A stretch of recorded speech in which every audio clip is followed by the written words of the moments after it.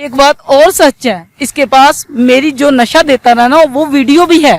सारे दुरानिये में कहीं ना कहीं आपको अपना कसूर नजर आता है। मुझे कसूर नजर आता है एतबार का, बुराई का। मेरी इज्जत ही खत्म हो गई है, तो अब एप्लीकेशन दूं, अब इज्जत मेरी रही नहीं है। अब चाहे सारे जमाने के सामने उतरे, चाहे इसके सामने उतरे। अस्सलाम वालेकुम नाज़रीन, मैं हूं आपकी मेज़बान फरा इकबाल। नाज़रीन, मेरे साथ फरजाना मौजूद हैं जिनके साथ अब्बास ने जो है इनके साथ जिनसी ज्यादती भी की है। 12 साल इनके साथ रहे, इनको नशावर चीज देकर इनके साथ ज्यादती करते रहे, बहुत ज्यादा तशद्दुद किया और इनके पैसे लेके जो है इनके घर से भाग गए हैं। ये सारा वाक़या किस तरह से हुआ है, अब्बास इनकी जिंदगी में किस तरह से आया है, जानती हूँ मैं फरजाना से। अस्सलाम वालेकुम। जी वालेकुम अस्सलाम। फरजाना कैसी हैं आप?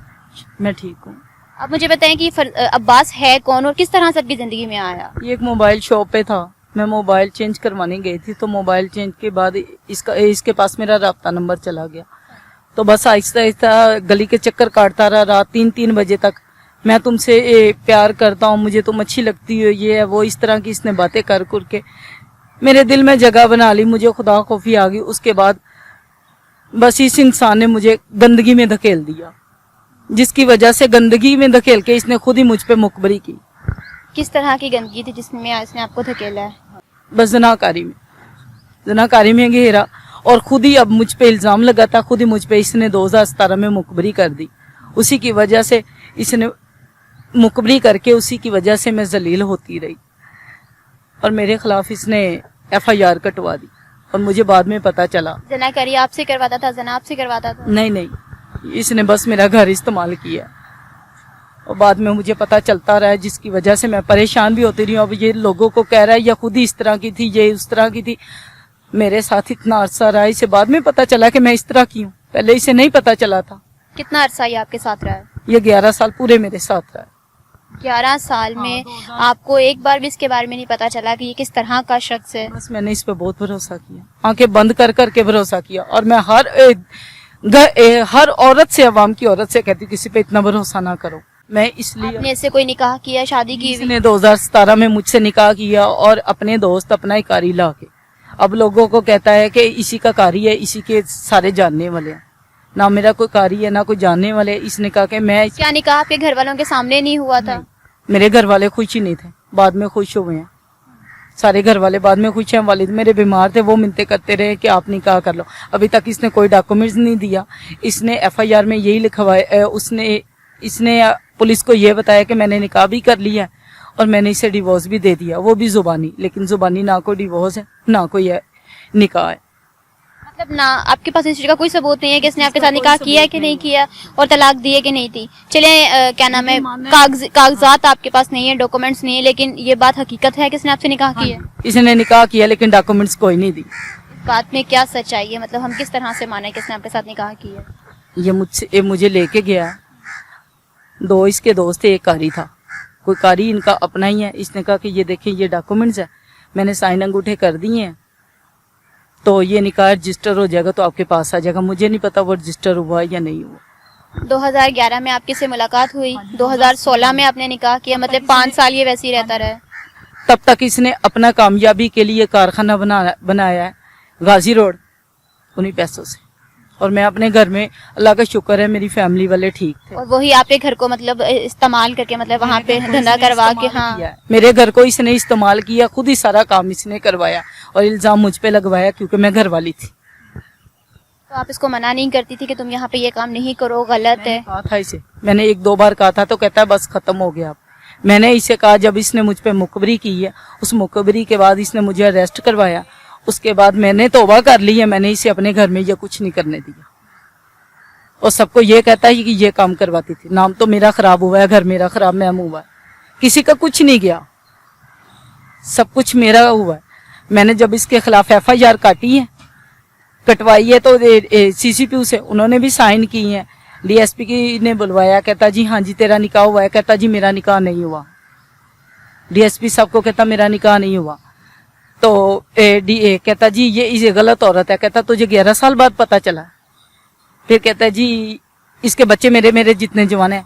DSP ने कहा गलीज बंदे, तुझे 11 साल बाद पता चला है, आज तुझे नई बीवी मिली है और तू कह रहा है कि ये गंदी औरत है। 11 साल तुझे पहले नहीं पता? मतलब अब्बास ने शादी कर ली है बाहर कहीं और? 4 महीने हो गए, इसने अपनी किसी तलाकशुदा रिश्तेदार के साथ शादी कर ली है। तो इसीलिए डीएसपी ने कहा तुझे गलीज बंदे, तुझे अब दूसरी बीवी मिली है तो तू कह रहा है कि ये गंदी औरत है, पहले तुझे गंदी नजर नहीं आई? कहता जी इसके खिलाफ पर्चा है। कहता जब पर्चा हुआ था उसके बाद तू इसके पास क्यों रहता रहा? मैम ये सच बात है, उसके पास क्यों रहता रहा? फिर भी जा सकता था, अब गया है भाग के, पहले भी तो मैम जा सकता था। अगर मैं बुरी हूं तो ये जा सकता था। मतलब खुद आप ही के घर में वो काम करवाता था और आप ही को फंसाने के लिए आपके खिलाफ पर्चा करवा दिया? मेरे खिलाफ इसने पर्चा 2017 में करवा दिया, मुखबरी करवा दी। और 2017 से लेके 2022 तक मतलब आपके साथ रहता रहा है, उसको कोई एतराज नहीं था? अब आगे एतराज 5 जनवरी तक, हाँ जी, कोई इतराज नहीं। मुझे कभी इसने नहीं कहा ये बुरी है या इस तरह की है। मेरी फैमिली में भी ये जाता आता रहा है, सबको पता था कि मेरा इसके साथ निकाह हुआ। तो अब कह रहा है कि मेरा इसके साथ निकाह नहीं है, वो भी डीएसपी को कह रहा है। अब मैं तफ्तीशी मैम के पास गया है जहाँ हमारी शामिल तफ्तीशा, उन्हें कहता है कि मेरा इसके साथ निकाह भी है और डिवोर्स भी हो गया है और कोई डॉक्यूमेंट्स नहीं है। और वे कहता मैं 5 साल तक इसके पास नहीं रहा। तो मैम ये 2022 तक 5 जनवरी की 5 तारीख को मेरे पास था, चला भी जाता था, आ भी जाता था 1 साल। बाकी रूटीन से दिन रात मेरे पास मैम रहा है। 12 साल 11 साल ये आपके साथ रहा है, या अब्बास में से कोई बच्चा या कोई बच्चा हुआ है? एक बच्चा हुआ था, इसने डीएनसी करवा दी थी। इसने कहा मैं अपने पाँव पे खड़ा हो जाऊं, और जितनी इसने कमाई मेरे घर की है ना, उस कमाई से इसने कारखाना डाला मैम। जितना इसने मुझे जलील और बदनाम किया, और वो सारा का सारा इसके नाम है, उसमें इसने आपको कोई भी जो है वो हिस्सा वगैरह नहीं दिया? नहीं, मैंने मैम लिया ही नहीं। ये तो मैम एक बोतल नहीं किसी को पिला सकता, एक पाव चीनी लाके किसी को चाय नहीं पिला सकता। इसकी तो इतनी औकात नहीं थी। ये एसी वाले रूम में सोता रहा है। मेरे घर वाले भी ठीक थे, इतने भी हम गरीब नहीं थे। ये एसी वाले रूम में सोता रहा। अभी तक मैम इसकी चीजें मेरे घर पड़ी हुई हैं, इसकी चीजें अभी भी मेरे घर पड़ी हुई हैं। मैं अभी से बुरी लगने लगी हूँ। डीएसपी साहब ने यही तो कहा है कि अब वो तुझे बच्ची बुरी लगने लगी जो अपनी इज्जत की वजह से 10 साल तुझ पे कोई उसने एक्शन नहीं लिया। तो आज आपने 10 साल एक्शन क्यों नहीं लिया जब आपको पता चल गया था कि ये गलत? था मैम, मेरे पास था ना, मैंने इसलिए नहीं लिया, कहीं जाता आता ही नहीं था। अब मैम इसने शादी कर ली है 2022 में 8 जनवरी को, और वो भी मुझसे छुपा के, वो भी मैम इसने मुझसे छुपा के की है। मैं 12 तारीख को इसके जनवरी की 12 तारीख को इसके गांव वालों के पास गई हूँ, इसके बहन भाइयों के पास गई हूँ। उन्होंने बदतमीजी की है मैम, हम बदतमीजी की है, गाँव के बाहर छोड़ने आए। फिर मैम मुझे पक्का पता चला कि शादी हो गई है। मैं फिर मार्च में गई हूँ, 9 मार्च को मुकम्मल पता चल गया मुझे। पूरे मोहल्ले ने देखा शोर डालते हुए। तब आप वहाँ गई, जाके वावेला मचाया कि इसने शादी क्यों की है? पूरे मोहल्ले में मैंने मचाया, पूरे मोहल्ले में मचाया। फिर भी ये मुझे कॉल करके कहता रहा तू इस तरह करेगी मैं तुझे मार दूंगा, ये करेगी मार दूंगा। ये देखिए मैम इसने बच्चों को मारने की धमकियां देता रहा। फिर मैम एक बात और सच है, इसके पास मेरी जो नशा देता रहा ना, वो वीडियो भी है। और नशा देके आपके साथ जिनसे ताल्लुकात कायम करता रहा है? हाँ जी, वो वीडियोस भी इसके पास है, इसने मुझे दिखाई थी। उसकी वजह से भी ये ब्लैकमेल करता रहा। और अभी तक ये जो इसने अभी वकील किया है, अब ये नया वकील है, नई डेट पे इसने किया, वो वकील भी पता नहीं बेटियों वाला है या बहनों वाला नहीं, उसने भी मैम मुझ पे गंद ही उठाया। अभी तक कानून मेरा साथ दे रही है। क्या चाहती क्या, मतलब कानून आपका साथ दे रहा है, ठीक है, क्या चाहती हैं आप? मैं चाहती हूँ कि इस बंदे से मेरा पैसा जेवर जो चोरी करके लेके गया 5 तारीख को, जनवरी की 5 तारीख को चोरी करके लेके गया, वो मुझे वापस चाहिए और इसे सजा मिले। और हर औरत को ये समझाना चाहती हूँ, ऐसे इंसान से बचे। औरत पता है कि किसी के पीछे लग जाती है, उसकी आंखों पे पर्दा आ जाता है, लेकिन ऐसे मर्दों से बचे।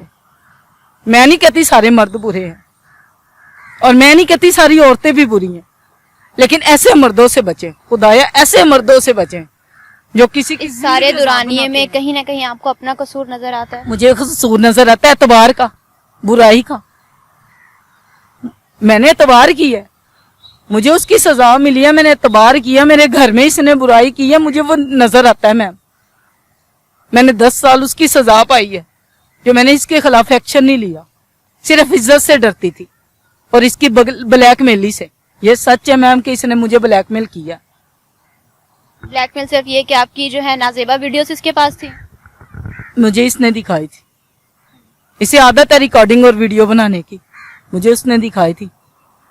नहीं तो फिर 12 साल ही आपके साथ रहा है, ठीक है, तब से लेके 12 साल में आपको एक बार भी नहीं पता चला कि ये आपके साथ वीडियोस वगैरह बना रहे हैं या जो भी ताल्लुकात कायम कर रहे हैं? दिनों में बनाई और दिखाई है, पहले मैं एतबार कर रही थी मैडम, मैंने आज मतलब पहले ठीक चल रहा था, जब इसको लगा कि अब इसने आपको छोड़ना है। चोरी भी नहीं की, जिसने जब इसे पता चला मैंने इसे छोड़ना है और मैंने कोई और नया दर देखना है, किसी और की जिंदगी तबाह करनी है, इसने मैम ये काम किया और मुझे दिखाई भी है। अगर बोलेगी तो इस्ता करूंगी। मैडम मैंने 4 महीने सोचती थी एप्लीकेशन दूं या ना दूं, सोचती थी एप्लीकेशन दूं या ना दूं, लेकिन मैंने कहा जब मेरी इज्जत ही खत्म हो गई है तो अब एप्लीकेशन दूं, अब इज्जत मेरी रही नहीं है। अब चाहे सारे जमाने के सामने उतरे, चाहे इसके सामने उतरे। क्या चाहती हैं, चाहती क्या हैं अब आप उससे?